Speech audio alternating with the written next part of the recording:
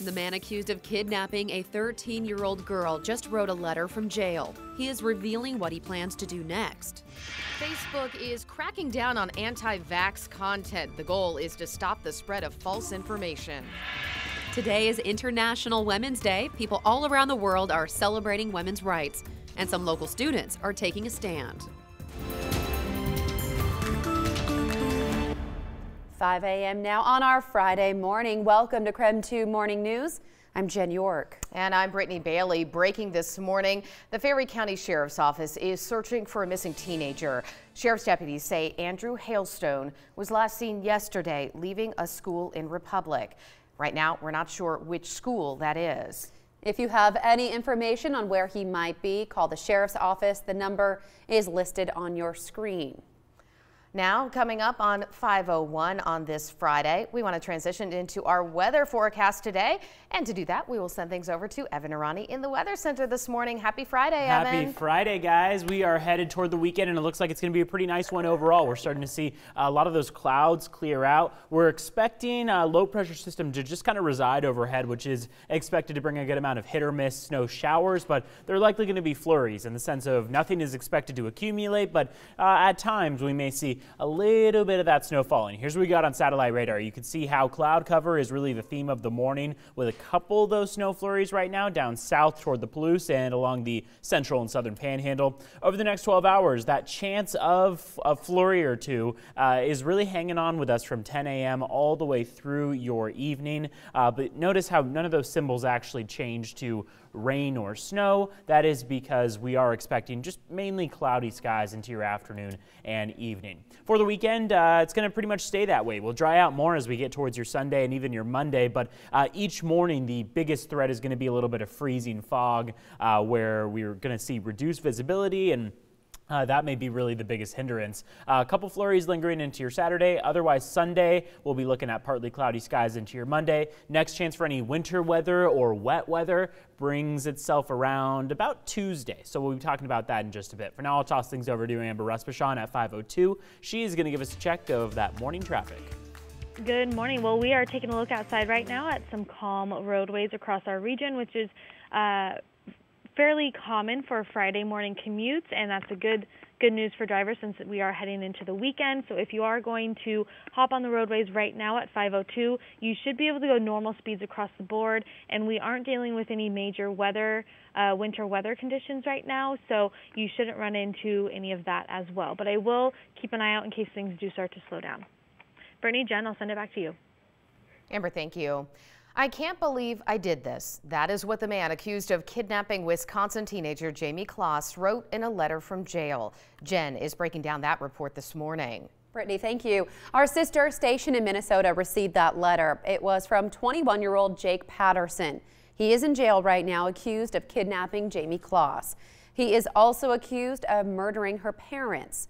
Kloss was allegedly held captive for 3 months inside Patterson's cabin in a remote area of Wisconsin.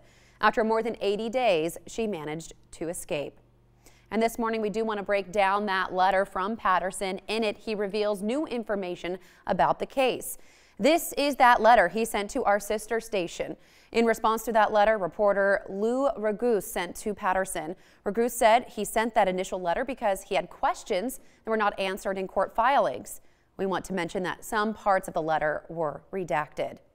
The first question the reporter asked Patterson is, why did you confess when you were caught, and why did you confess in such detail?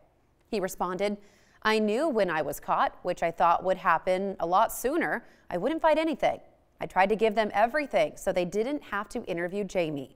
They did anyways and hurt her more for no reason. In another question, Ragus asked, what is your plan now? Plead guilty or take the case all the way to trial? Patterson answered in part, plead guilty. I want Jamie and her relatives to know that. Don't want them to worry about a trial. The next question is one many were asking. What led you to want to kidnap a girl in the first place? Patterson answered, it's not black and white. The rest of that answer was redacted. And finally, the reporter asked, do you have any remorse or regrets for the things you did? Patterson answered, huge amounts. I can't believe I did this. To read the entire letter, you can find it on our website, KREM.com. Brittany? Thanks so much, Jen. 5:04 now. The debate on vaccinations in Washington and Oregon is growing as the measles outbreaks grows. There are no new confirmed cases, but there is a new suspected case in Clark County. Oregon lawmakers are trying to crack down on vaccine exemptions, but they got some pushback from parents who are against the proposed bill. The vaccine exemption bill would eliminate parents' ability to cite personal or philosophical reasons for not getting their child vaccinated. Now, if students do not get the vaccination, they would not be able to attend school. But during a rally, protesters with the group Oregonians for Medical Freedom said they do not believe vaccines are safe for all children. And yes, some people can have a terrible side effect from a case of measles, but people can also have terrible side effects from the vaccine. Holding education and replacement of vaccines is coercion.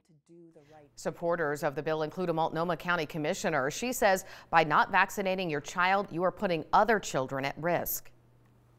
Unless your child has underlying serious health risks, there is virtually no danger to having your kids vaccinated. Vaccinations are there for a reason. They prevent serious communicable diseases that can cause serious harm and even death. Right now, there are 71 confirmed measles cases in Washington. Well, meanwhile, the measles outbreak is disrupting students' education in Southwest Washington. Since the outbreak started, more than 800 students in Clark County have been ordered to stay away from classrooms. In some cases, that time away has been for up to 3 weeks. That is according to a report by the Seattle Times. More than 12 Clark County schools had students sit out of class, and here is why. If one child in a school is diagnosed, that means everyone is considered exposed. And any student whose parents cannot prove their child was vaccinated is kept away from school.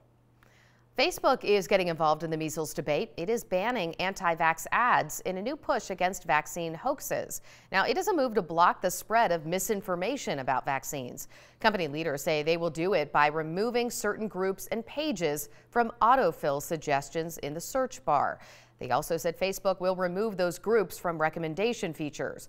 The announcement comes amid scrutiny that social media is playing a role in spreading and financing the anti-vaccine movement. It is 5:07 now on this Friday, and today is International Women's Day. It marks the 108th annual official celebration of women's rights and progress, and people all around the world are gathering for support today of gender equality. KREM 2's Shayna Waltower is joining us now with more on how students in Spokane are celebrating. Good morning, Shayna. Yeah, good morning, Brittany. Yeah, International Women's Day started off as just Women's Day. It all started in New York in 1909 as women gathered to rally around their rights like voting and holding office. Well, at the same time, several women also in other countries were also rallying for rights around similar struggles. And then just 2 years later, on March 8th, it became International Women's Day. Now, looking forward to the present a bit, we've come a long way, but there's still a bit of a ways to go. Every year on this day, both women and men around the world participate in marches, speeches, and in some areas, even protests, all standing for gender equality and women's rights. Today, those rights include things like equal wages, and over the years, there's been a lot of progress. Even today, Berlin is making the day an official holiday. Now here today, locally at Shadle Park High School, several students as well as teachers will be gathering here to make posters as well as hold a small march in the area.